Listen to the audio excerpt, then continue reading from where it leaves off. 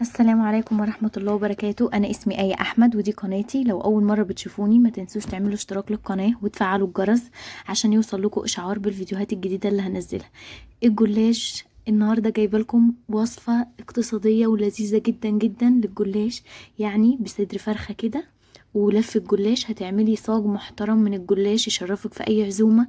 بجد طعمه حكاية جدا، هتطلعي جلاش مورق وطعمه خطير بجد، هيبهرك لانه في منتهى الجمال واقتصادي جدا. تنفع كمان ببواقي فراخ. ويلا بينا نشوف الطريقة. معايا هنا في البداية معايا لف الجلاش، ومعايا هنا 3 حبات كبار من البصل مقطعاهم مكعبات. معايا كمان صدر محترم كده من الفرخة مقطعاهم برضو مكعبات. ممكن بواقي فراخ، ممكن صدو... عفوا ممكن وراك اي حاجة. ومعايا هنا فلفل الوان وطماطم. التوابل بتاعتي بسيطة جدا، معايا معلقة كبيرة من البهارات السبعة ونص معلقة من اي بهارات فراخ. معايا مكعب ماجي، مكعب مرق الدجاج بيدي تيست هايل، ملح حسب الرغبة، ومعلقتين ورق لورا. انا هنا هبتدي عايزة افرم البصل بتاعي في الكبة، بيديني نتيجة حلوة قوي، ممكن تبشروه عادي. انا هنا بشرته كده زي ما انتوا شايفينه هايل قوي. هنيجي بقى للقطع الفراخ بنفس الطريقة برضو هعملها في الكبة. هنزل بكل الكمية وابتدي اضربها في الكبة هايل قوي. هبتدي بقى كده جهزنا الفراخ معايا وجهزنا الخضار وجهزنا البصل. يلا بينا بقى في طاسة على النار، هنزل كده بمكعب زبدة وشوية زيت.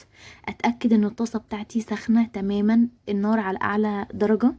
هبتدي انزل بقطع الفراخ بتاعتي بالراحة وبالتدريج، عشان مش عايزة الفراخ تنزل المية بتاعتها، انا عايزاها تاخد لون لطيف وما تنزلش المية بتاعتها عشان ما تبقاش شبيهة للمسلوقة. حلو قوي. انا هبتدي انزل بقطع الفراخ بتاعتي كده واوزعها. هبتدي اوزعها كده في كل الطاسة، اتأكد ان هي كلها في الطاسة هايل قوي. هسيبها دقيقة ونص او دقيقتين بالكتير قوي على الناحية دي وابتدي اقلبها. انا هفضل اقلب في الفراخ كويس لحد ما تاخد لون ذهبي فاتح معايا بالتقليب المستمر. وطول ما انتوا بتقلبوا بتضغطوا كده على الفراخ عشان القطع دي تتفرفت كده معانا. هبتدي بقى انزل بجزء من التوابل بتاعتي، مش بكل التوابل، بنص الجزء بتاعها، حتى الملح وشوربة الدجاج وكل حاجة. وهبتدي اقلب كويس كده لما الزيوت العطرية بتاعت التوابل تطلع كده وريحتها الجميلة تطلع. هبتدي بقى بهراسة او بشوكة او بسكينة اي حاجة كده، اضغط عليها جامد كده عشان اساعد ان هي تتفرفت معايا كده وتبقى قطع صغيرة هايل قوي. هنبتدي نقلب بقى كويس لحد ما نوصل للون اللطيف اللي انتوا شايفينه ده، لون فاتح. هبتدي انزل بكمية البصل بتاعتي. طبعا البصل من الحاجات اللي لما بيدبل الكمية بتاعته بتقل خالص، فالكمية دي مناسبة جدا للكمية بتاعت الفراخ اللي معانا. هنبتدي نقلب بقى لما شكل البصل يتغير تماما معايا ويدبل خالص هايل قوي. انا بقى هنزل بقى بالجزء التاني من التوابل، وكمان هنزل بجزء الخضار بتاعي كويس. هديلهم تقليبة كده، اتأكد ان الخضار يتغلف كده بالفراخ، واسيب بقى الكلام ده كده مع بعضه. الخضار يشرب من طعم الفراخ ويعمل لي صوص كده لطيف. ممكن تضيفوا نص فنجان صغير من المية وتسيبوها بقى تتسبك مع نفسها كده هايل قوي. كده نزلت العصارة اللي فيها. انا كده الخليط معايا مثالي جدا. الخليط كل حاجة مستوية، الخضار محافظ على شكله. الخليط ده فيه شوية مية كده وصوص كده حلوين قوي انا هحتاجه هايل قوي. انا هبتدي بمعلقة كده او معلقة كبيرة شوية كده اضغط على الفراخ بتاعتي كده اطلع العصارة اللي فيها دي كلها هايل. ابتدي اخلص الكمية كلها.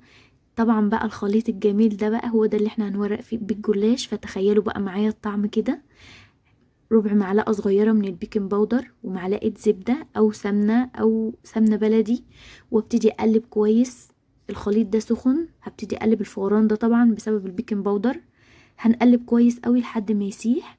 معايا صاج مقاس 30 في 40، هبتدي ادهنه دهنة محترمة كده من السمنة واغطي الجلاش بتاعي عشان ما ينشفش.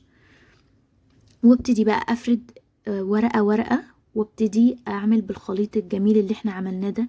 الخليط ده بيدي طعم هايل للجلاش، بيدي توريقة بجد تحفة.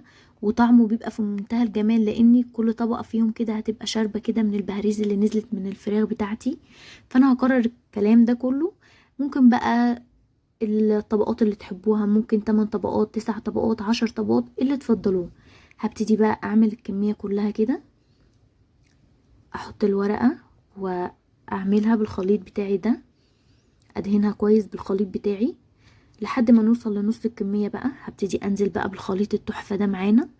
شايفين الخليط جميل بجد وريحته كانت قلب الدنيا. انا هشيل بس ورق اللورا ده، هايل قوي. ابتدي بقى افرك كويس، هايل، لحد ما اخلص الكمية بتاعتي كلها.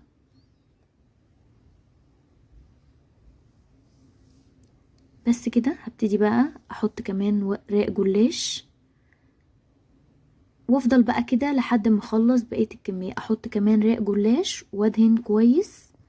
تمام قوي كده. هبتدي بقى اقطع الجلاش بتاعي. انتوا ممكن تقطعوه القطع اللي انتوا حابينها، قطع متوسطة، قطع صغيرة، قطع كبيرة، اللي تفضلوه.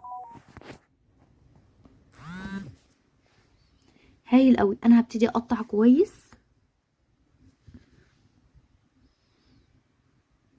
هنا بعد ما قطعنا الكمية كلها، معايا بيضة وعليها رشة فلفل اسود، وهنزل عليها بكوباية من اللبن وهقلبهم كويس جدا. هايل قوي. وهبتدي بقى اشرب بيهم الجلاش بتاعي الجميل ده. على فكرة لو عندكم معلقة قشطة ممكن تحطوها كمان على خليط اللبن والبيض، بتدي طعم وشكل حلو قوي. هبتدي بقى اشربه كويس قوي وفي درجة حرارة 200 على الفرن. هبتدي احط الصاج بتاعي ده. اول ما اللبن يتشرب هبتدي اوطي درجة الحرارة، اخليها 160 عشان الجلاش يطلع معايا مقرمش من بره ومن جوه، ومن جوه بيبقى طري بقى وبمنتهى الجمال. انا هبتدي بقى اهزه كده، اتاكد ان هو بيتشرب كويس، ويلا بينا على الفرن. بصولي بقى على الجمال، ريحته قلب الدنيا بجد.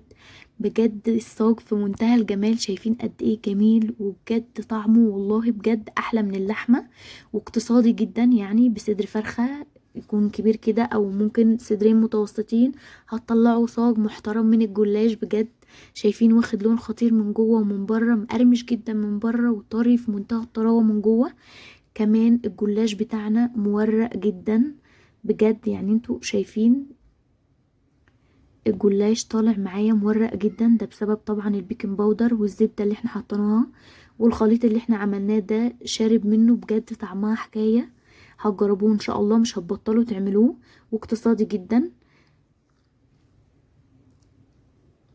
ولو عجبكم بقى الفيديو بتاعي ما تنسونيش في اللايك واشتراك للقناة وفعلوا الجرس عشان يوصلكوا اشعار بكل الفيديوهات الجديدة اللي هنزلها. وكمان هسيب لكم المقادير في التعليقات.